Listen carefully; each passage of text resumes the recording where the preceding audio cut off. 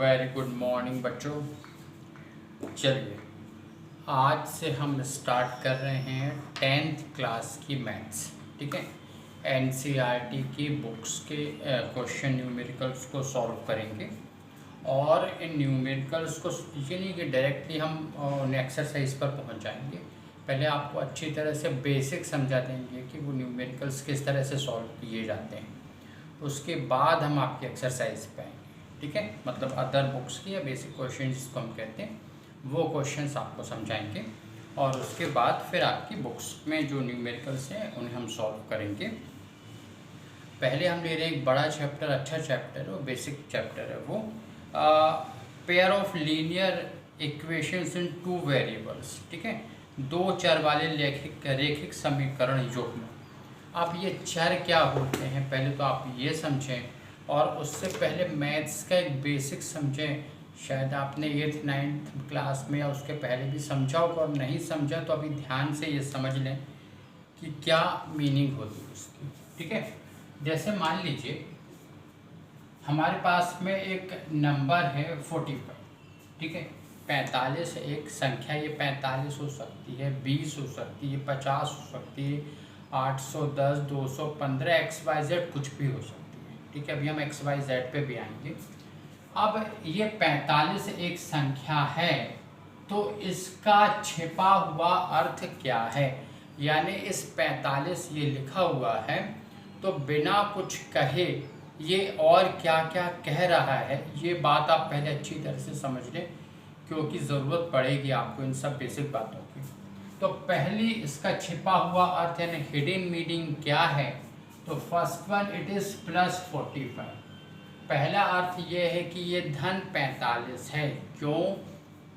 क्योंकि किसी संख्या के सामने कोई निशान, कोई चिन्ह ना हो तो ये माना जाता है कि वो धन 45 है, ये धन है, नॉट धन 45, हमेशा धन 45 नहीं। जैसे मान लीजिए ये धन 45 लिखा +45 तो इसकी मीनिंग +45 है।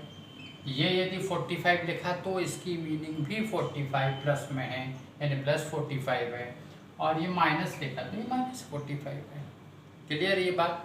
तो पहला तो अर्थ ये हुआ इसका कि ये +45 यानी धन 45 है, ये बात समझ में आ रही है।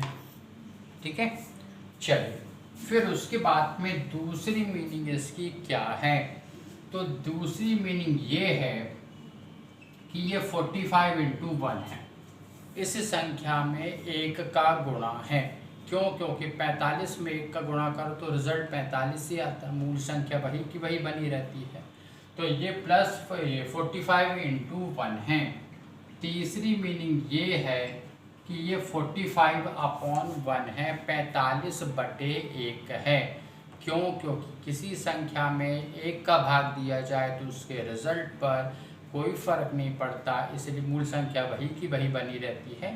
तो ये 45/1 इस तरह से मीनिंग है इसकी। चौथी मीनिंग ये है कि ये 45 की घात 1 है। किसी संख्या की घात 1 होना मतलब मूल संख्या ही। ठीक है, यदि 2 घात हो जाती तो मीनिंग ज़रूर बदल जाती है, 45 × 45 हो जाता फिर। ठीक है, चलिए तो इस तरह से यदि कोई संख्या है, मान लीजिए 45 एक संख्या है, तो इसकी पहली मीनिंग क्या है कि ये धन 45 है। दूसरी मीनिंग क्या है कि ये 45 × 1 है। तीसरी मीनिंग क्या है, ये 45/1 है। और चौथी मीनिंग है, फोर्थ मीनिंग है, चौथा अर्थ इसका है 45 की घात 1 है। यहाँ तक की बातें आ रही समझ में? ठीक है, चल अब उसके बाद में अब हम बात करते हैं, मान लीजिए ये कोई चर, यानी चर का मतलब वेरिएबल या अज्ञात राशि। ठीक है, वेरिएबल मतलब जो परिवर्तनशील है, अज्ञात राशि बदलती रह सकती है। XYZ अपन लेते हैं ना, माना कि कोई संख्या x है तो ये x क्या है, वेरिएबल है, चर है।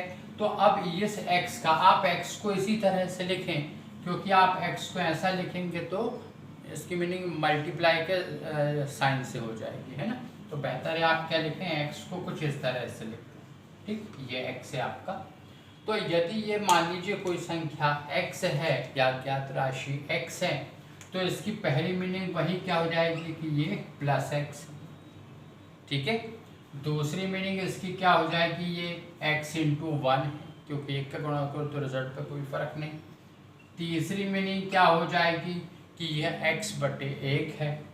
और चौथी मीनिंग क्या हो जाएगी, x की पावर 1 यानी x, इसको बोलते हैं x रेज्ड टू पावर 1, ठीक है। x रेज्ड टू पावर 1 यानी x की घात 1 है। किसी संख्या की घात 1 होती है तो वह मूल संख्या ही बनी रहती है, उसमें कोई फर्क नहीं आता, ठीक है।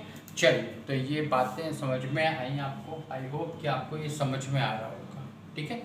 चलिए, अब यहाँ पर आप देखेंगे, इसमें यदि आपकी एक्सरसाइज की बात की जाए इस चैप्टर की, तो पहले आपको ग्राफ बता दिया गया, फिर प्रतिस्थापन विधि यानी सब्स्टिट्यूशन मेथड है ना, फिर उसके बाद में विलोपन विधि का थोड़ा सा, एलिमिनेशन मेथड बहुत थोड़ी सी है, लेकिन देखा जाए तो विलोपन विधि ही बेसिक है आपकी, फिर प्रतिस्थापन है, फिर बहुत सारी मेथड तो बहुत सारी हैं, सिलेबस में इतनी सारी नहीं है। ऐसे वज्र गुणन भी मेथड भी है आपका, फिर तुलनात्मक कंपैरेटिव मेथड भी आपकी तुलना करने पे, तो मेथड तो बहुत सारी हैं, लेकिन हम दो मेथड बेसिक, एक विलोपन विधि एलिमिनेशन मेथड को, और दूसरा आपका प्रतिस्थापन सब्स्टिट्यूशन मेथड को, फिर अपन ग्राफ पे आएंगे, समझाएंगे आपको, ठीक है।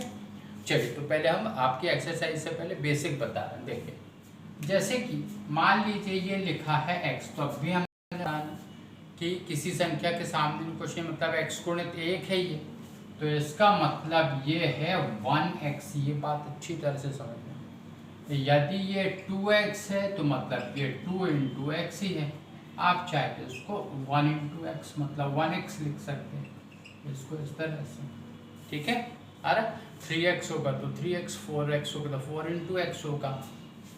और यदि ये लिखा है x प्लस 2, तो ये x में 2 जोड़ा गया, ये 2x नहीं, ये बात ध्यान रखना।